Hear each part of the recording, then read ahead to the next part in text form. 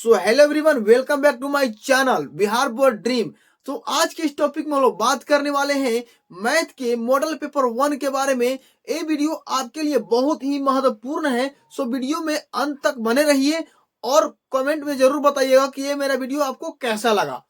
सो देखिए, पहले number question आपको क्या कह रहा है, यदि ए और बी अभाज्य संख्या है तो ए और बी का लस्सा। ए और बी अभाज्य संख्या है मेरे दोस्त, ए और बी अभाज्य संख्या है तो ए और बी का लस्सा बताइए। ए और बी का लस्सा बताइए क्या हो जाएगा। देखिए, ऑप्शन नंबर है ए है कि ऑप्शन नंबर दूसरा है कि बी, ऑप्शन नंबर सी है ए बी होगा कि ऑप्शन नंबर डी है ए बेटा बी होगा। जल्दी बता दीजिए। देखिए, आपको ट्रिक में बता रहा हूं कि अगर ए और बी या कोई भी संख्या होती है, जैसे में अल्फाबेटिकल कोई भी दिया रहेगा, ठीक है ना, और वो अभाज्य संख्या रहेगा या कोई भी संख्या रहेगा, ठीक है ना, अभाज्य के बारे में बात कर दिया तो क्या करेंगे, ए और बी का लस्सा कितना हो जाएगा मेरे दोस्त, ए और बी, ए बी हो जाएगा। क्या हो जाएगा, ए बी हो जाएगा। तो चलिए अगले प्रश्न की ओर बढ़ते हैं। तो अगले प्रश्न आपको क्या कर रहा है कि यदि x square plus 5x plus 8 के शून्यक अल्फा और बीटा हो तो अल्फा और बीटा का मान ज्ञात कीजिए। शून्यक क्या दिया हुआ, अल्फा और बीटा, तो अल्फा और बीटा का मान निकालना है। अब कैसे निकलेगा, देखिए आपको सबसे पहले हम प्रश्नों को यहाँ पर उतार देते हैं। तो प्रश्न क्या कह रहा है आपका, x square plus 5x plus 8।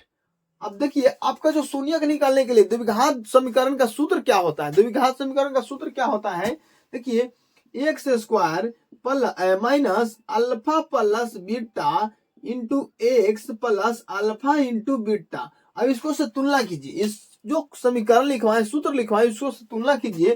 देखिए आपका एक्स स्क्वायर जो एक्स स्क्वायर से मिल रहा है, लेकिन यहाँ पर देखिए यहाँ प्लस है, यहाँ पर क्या दिया है सूत्र में माइनस, यानी कि अल्फा और बीटा जो है, अल्फा प्लस बीटा का मान यहाँ पर कितना हो सकता है कि प्लस हो जाएगा। अगर हम अल्फा और बीटा का मान -5 रख दें तो देखिए माइनस माइनस क्या हो जाएगा, प्लस, प्लस 5 मेरा आ जाएगा, ठीक है ना। तो अल्फा और बीटा का मान, अल्फा प्लस बीटा का मान कितना हो जाएगा, अल्फा प्लस बीटा कहाँ गया मेरा, अल्फा प्लस बीटा, हाँ यहाँ पर है, अल्फा प्लस बीटा का मान मेरा -5 हो जाएगा, ठीक है ना। अल्फा प्लस बीटा का मान मेरा -5 हो जाएगा। अब देखिए अगले प्रश्नों के देखते हैं। 2x प्लस 3y बराबर 11 और 2x माइनस 4y बराबर 24 माइनस में दिया हुआ है कि हल है।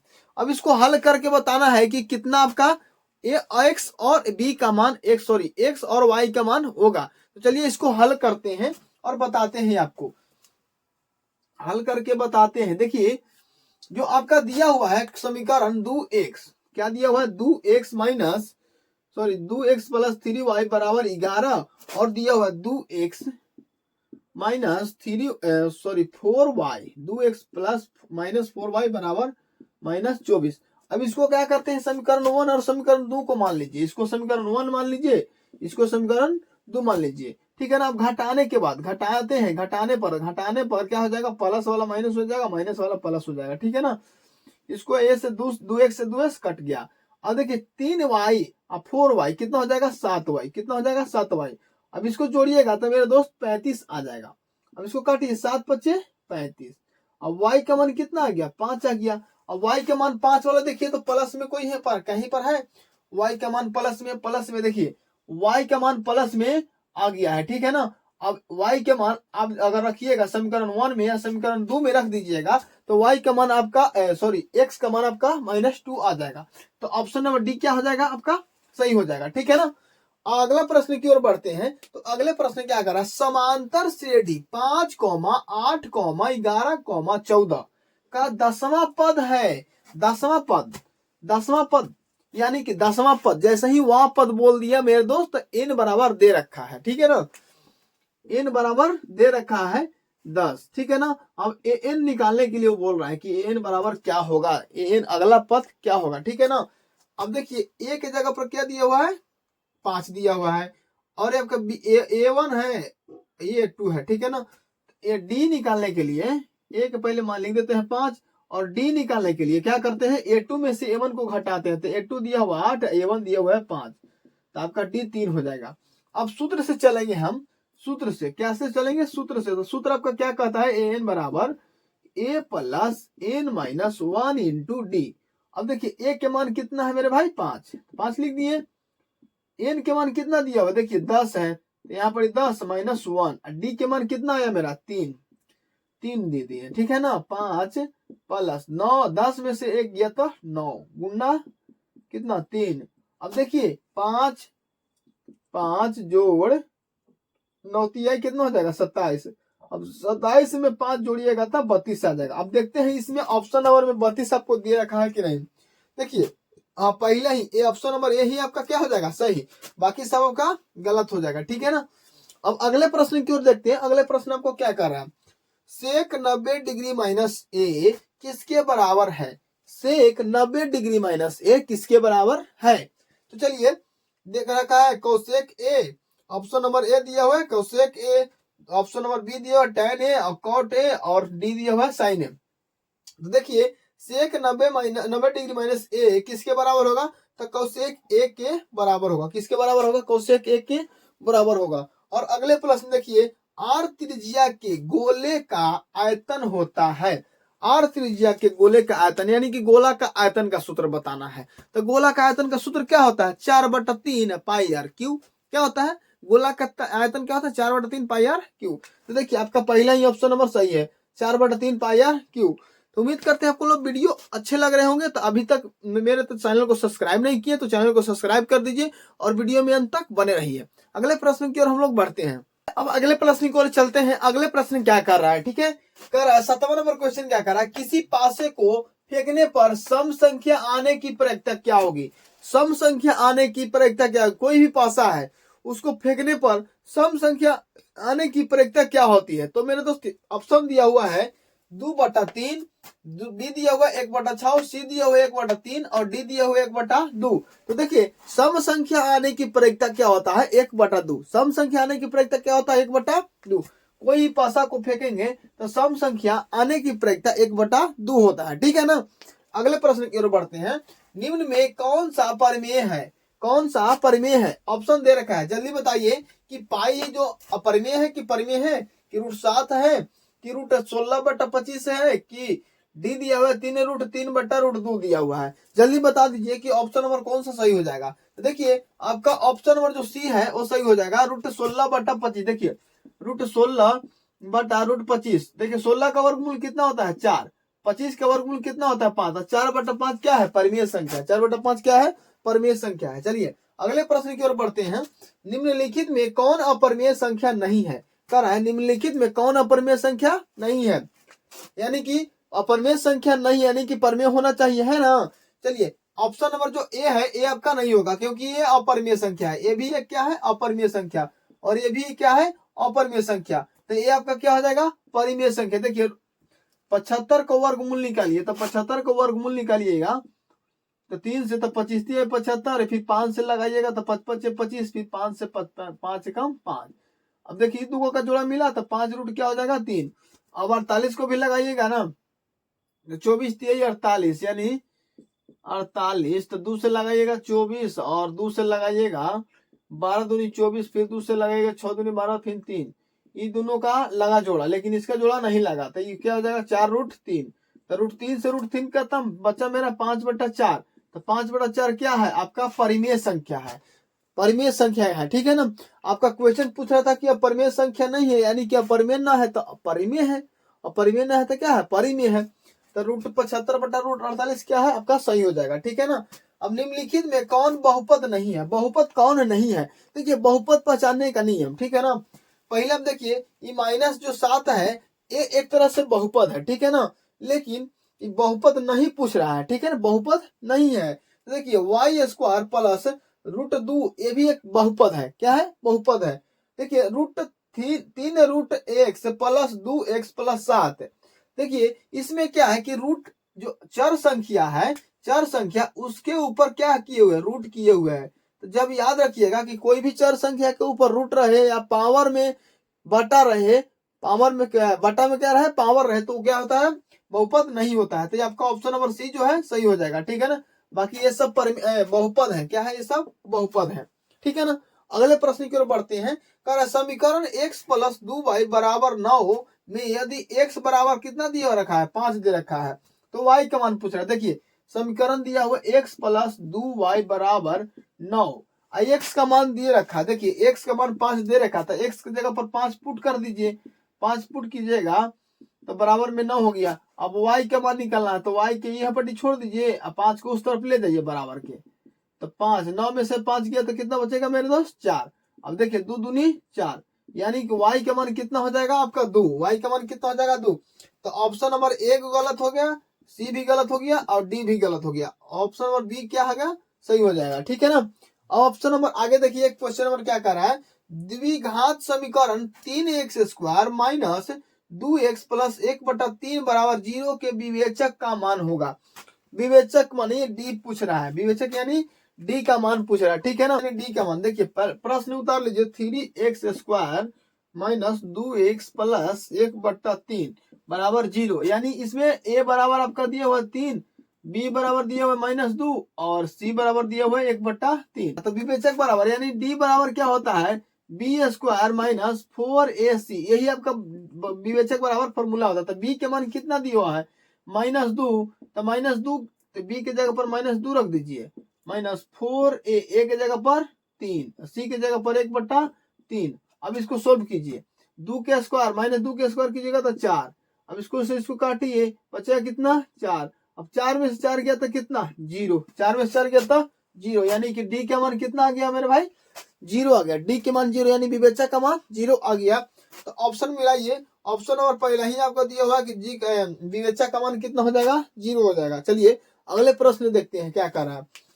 एपी यानी समांतर श्रेणी 4, 10, 16, 22, 28 डॉट डॉट डॉट का सर्वांतर होगा, सर्वांतर यानी डी का मान पूछ रहा है, सर्वांतर यानी डी का मान पूछ रहा है। तो देखिए अंतर, देखिए अंतर कितना कितना का है, 6 4 10, 10 6 16, 16 6 22, 22 6 28, यानी अंतर कितना कितना का है 6 6 का अंतर है। तो यानी आपका ऑप्शन नंबर जो बी है 6 वो सही हो जाएगा, ठीक है ना। अगर मेरा वीडियो अच्छा लग रहा होगा तो चैनल को सब्सक्राइब करके वीडियो को शेयर दोस्तों के पास कर दीजिए, ठीक है। तो आपका 14 नंबर क्वेश्चन क्या कर रहा है कि एपी में समांतर से डी -3, -1/2, 2 का 11वां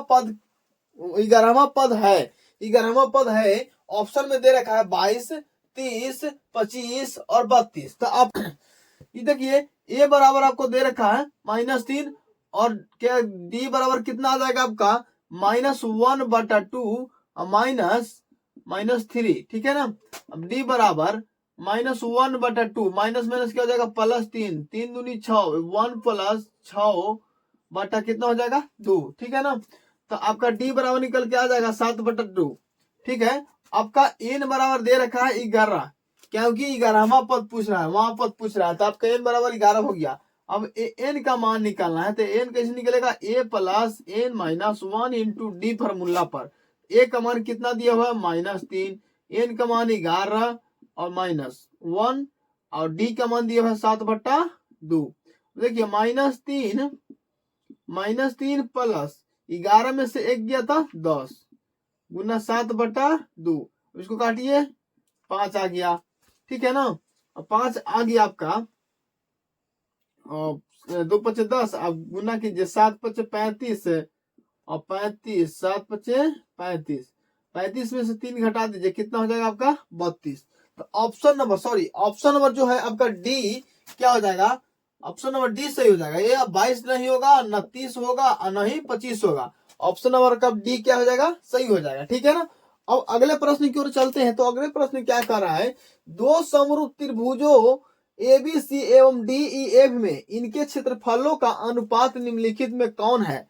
निम्नलिखित में कौन है, दो को समरूप है, दो को त्रिभुज है, एक त्रिभुज है ABC और एक DEF है और दोनों क्षेत्रफलों का अनुपात पूछ रहा है। दोनों के दो को त्रिभुज है, एक त्रिभुज का नाम है ABC और दूसरे का नाम है DEF और दोनों एक दूसरों के क्या है त्रिभुज ABC समरूप है त्रिभुज DEF के। अब इसमें पूछ रहा है क्षेत्रफलों का अनुपात। तो क्षेत्रफलों का अनुपात क्या हो जाएगा, क्षेत्रफलों का अनुपात हो जाएगा आपका AB² बटा DE²। क्षेत्रफलों का अनुपात क्या हो जाएगा AB² बटा D square, A B square बट्टा डी स्क्वायर, ठीक है ना। क्या होता है, ए बी स्क्वायर बट्टा डी स्क्वायर, ठीक है ना। अब अगले प्रश्न की ओर बढ़ते हैं। कर है बिंदु 4, बिंदु 4, किस चतुर्थांश में है। तो देखिए बिंदु 4, किस चतुर्थांश में है। इस तरफ प्लस रहता है, इस तरफ माइनस रहता है, इस तरफ प्लस, इस तरफ माइनस, प्लस माइनस, ठीक है ना। अब आपका दिया हुआ है 4, तो 4 पहला वाला जो होता है वो एक्स होता है, पहला वाला एक्स, तो यानी कि एक्स जो है कहा गया कि ये प्रथम चतुर्थांश होता है, ये द्वितीय होता है, ये तृतीय होता है और ये चतुर्थ होता है। तो ये आपका जो प्लस है 4, ये 4 प्लस में है और माइनस जो है 3 माइनस में है, 3 माइनस में है, ठीक है ना। तो ये आपका चतुर्थ चतुर्थांश हो जाएगा। कौन सा चतुर्थांश हो जाएगा, चतुर्थ चतुर्थांश। तो ऑप्शन नंबर डी आपका क्या हो जाएगा, सही हो जाएगा। प्लस प्लस होता है, प्रथम चतुर्थांश में प्लस प्लस, दूसरे चतुर्थांश में प्लस माइनस, तीसरे में माइनस माइनस और चौथे में प्लस माइनस, ठीक है ना।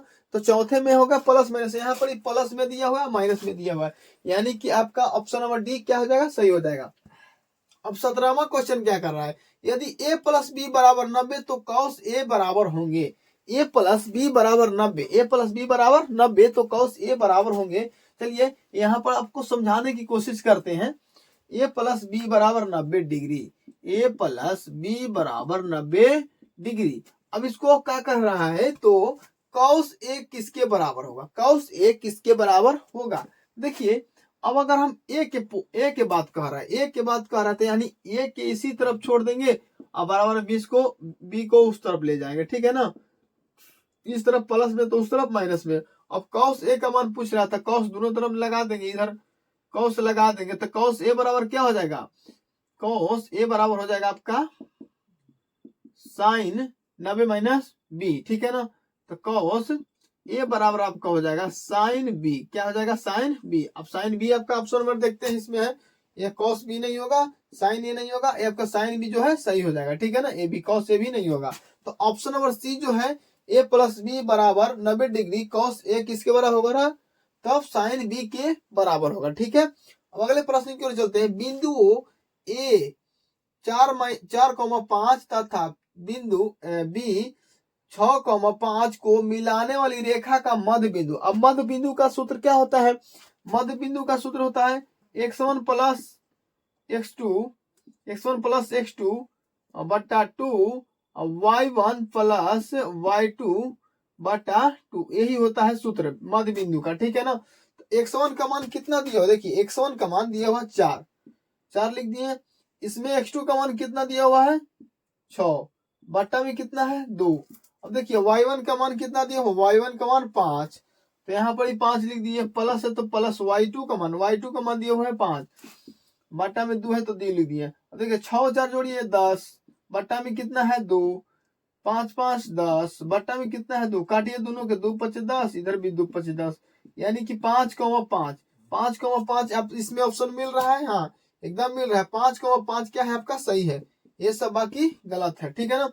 तो मध्य बिंदु का सूत्र याद कर लीजिएगा कि x1 प्लस x2 बट्टा 2 y1 प्लस y2 बट्टा 2 होता है, ठीक है ना। अब अगले प्रश्न की ओर बढ़िए। देखिए करा यदि थीरी थीटा बराबर 90 डिग्री तो कॉस थीटा बराबर होगा थीरी थीटा। देखिए काटिए इसको, 30 तिहाई 90, 30 तिहाई 90, यानी कॉस 30 डिग्री, कॉस 30 डिग्री का मान पूछ रहा था। कॉस 30 डिग्री का मान कितना होता है, तो कॉस 30 डिग्री का मान होता है √3 बटा 2। आपका ऑप्शन नंबर जो बी है सही हो जाएगा, ऑप्शन नंबर बी जो सही हो जाएगा कि कॉस 3 थीटा बराबर 90 डिग्री, तो कॉस थीटा बराबर होगा √3 बटा 2। चलिए अगले प्रश्न क्या कह रहा है आपका कि किसी वृत्त पर ब्राहा बिंदु से खींची गई स्पर्श रेखाओं की संख्या होगी। कोई भी वृत्त है, मान लिया जाए ये हम वृत्त यहाँ पर ही पार दिए, अब बाह्य बिंदु से खींची गई स्पर्श रेखा की संख्या कितनी होगी। तो देखिए ये वृत्त है, इस पर बाह्य बिंदु से हम स्पर्श रेखा खींच रहे हैं, तो कितना खींचेंगे, ज्यादा से ज्यादा 2 को खींचेंगे, ठीक है ना। कितने खींचेंगे, 2 को, उससे ज्यादा नहीं खींच सकते हैं बाह्य बिंदु से, ठीक है ना। तो ऑप्शन हमारा का बी क्या हो जाएगा, सही हो जाएगा, ठीक है। कि बाह्य बिंदु से कोई भी वृत्त पर कितने स्पर्श रेखा खींच सकते हैं, तो 2, कितने 2। अब अगला क्वेश्चन क्या करा, कोण थीटा वाले त्रिज्याखंड का क्षेत्रफल, कोण थीटा वाले त्रिज्याखंड का क्षेत्रफल क्या होता है, पहला दिया हुआ थीटा बटा 270 गुना पाई आर क्यू, ये तो आपका नहीं होगा। क्षेत्रफल पूछ रहा है, क्यू आयतन नहीं पूछ रहा है, ठीक है ना। सही हो जाएगा आपका त्रिज्या खंड का क्षेत्रफल क्या हो जाएगा, सही हो जाएगा थीटा बटा 360 पाई आर स्क्वायर। ऑप्शन और बी सही है, ऑप्शन और बी क्या है, सही है। अगले क्वेश्चन की ओर बढ़ते हैं। क्वेश्चन नंबर 22वां क्या कर रहा है कि यदि किसी वृत्त की त्रिज्या दुगनी कर दिया जाए, त्रिज्या दुगना करने के लिए बोल रहा है, तो नए एवं पुराने वृत्तों की परिधि क्या होगा। परिधि का अनुपात पूछ रहा है, नए और पुराने वृत्तों के परिधि का अनुपात पूछ रहा है। तो चलिए इसको बनाते हैं। कह रहा है त्रिज्या दुगना करने के लिए, त्रिज्या दुगना यानी कि त्रिज्या दुगना तो दुगुना हो गया, दुगो त्रिज्या हो गया, ठीक है ना। और तो फिर बोल रहा है कि पुराने एवं नए वृत्तों की परिधि का अनुपात। तो वृत्त का परिधि क्या होता है, वृत्त का परिधि होता है 2 पाई आर। वृत्त का परिधि क्या होता है 2 पाई आर। तो पहले नए और पुराना पूछ रहा है, तो नए वृत्त की परिधि, नए वृत्त की परिधि हो गया 2 पाई आर, ठीक है ना। तो नए वृत्त की परिधि 2 पाई आर, आर की जगह पर यहाँ पर क्या हो जाएगा आपका 2 आर, ठीक है ना। तो 2 आर हो जाएगा, यानी कि 2 पाई आर, 4 दूनी 4, 4 पाई आर हो जाएगा, ठीक है ना। अब पुराने परिधि क्या हो जाएगा 2 पाई आर ही रह जाएगा। अब दोनों में अनुपात पूछ रहा है, दोनों में अनुपात पूछ रहा था। जिसको पहले बोलेगा उसको ऊपर लिखेंगे, जिसको बाद में पूछेगा उसको नीचे लिखेंगे। तो नए एवं पुराने बोल रहा है, यानी कि नए एवं पुराने, तो 4 पाई आर बटा 2 पाई आर। देखिए पाई आर से पाई आर खत्म, 2 दूनी 4, यानी कि 2 बटा 1 बच्चा मेरा 2 अनुपात 1। ऑप्शन नंबर देखिए आपका ऑप्शन नंबर बी जो है राइट हो जाएगा, ठीक है ना। अगर किसी वृत्त की त्रिज्या को दुगुना कर दिया जाए तो नए और पुराने वृत्त के परिधि में अनुपात क्या हो जाएगा, तो 2 अनुपात 1 हो जाएगा, ठीक है ना। अब अगला क्वेश्चन को देखिए, यदि ई कोई घटना है, यदि ई कोई क्या है घटना है, ठीक है ना, घटना है, तो पीई प्लस पी नहीं, पीई तब पीई प्लस पी नहीं का मान होगा, पीई प्लस पी नहीं का मान होगा 1। ये आपका सूत्र है, ठीक है ना। पीई प्लस पी नहीं का मान होगा 1 होगा, ठीक है ना, याद रखिएगा। निम्नलिखित में से कौन सी संख्या किसी घटना की प्रायिकता नहीं हो सकती है। कौन सी संख्या है, नीचे दिए हुए कि कोई भी घटना की प्रायिकता नहीं हो सकती। देखिए आपका ये हो सकता है 2/3 हो सकता है, और 15% हो सकता है, 0.7% हो सकता है, लेकिन माइनस में कभी भी घटना की प्रायिकता नहीं होता है, ठीक है ना।